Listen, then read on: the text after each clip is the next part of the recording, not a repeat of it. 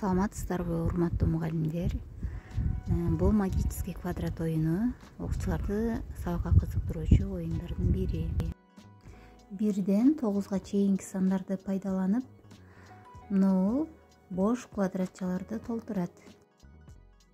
Жана жыйынтыгында узунунан дагы, туурасынан дагы, каптал жактарынан дагы кошкондо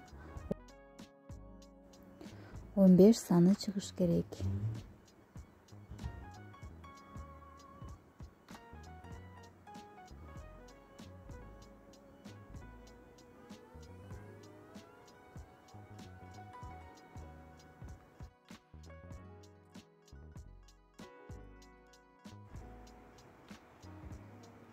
Биз буну кантип табабыз?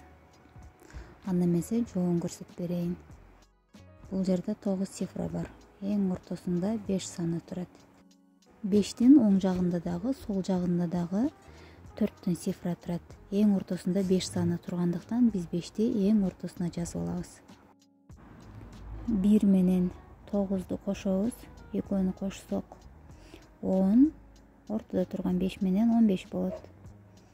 2 менен 8ди кошобуз. Экөөнү кошсок 10, ортодо турган 5 саны менен 15.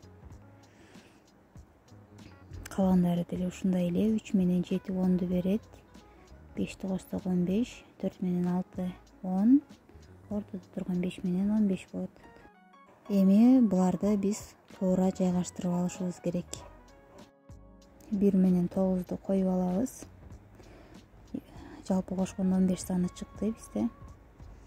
Эми чоң сандын жанына биз кичинекей санды жайгаштырып алышыбыз керек.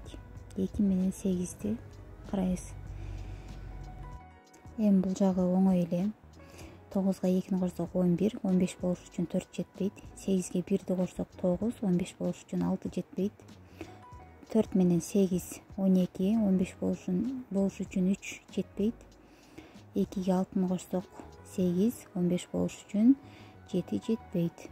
Эми карап көрсөңүздөр, бардык жагынан кошкондо дагы 15 саны чыкты бизде.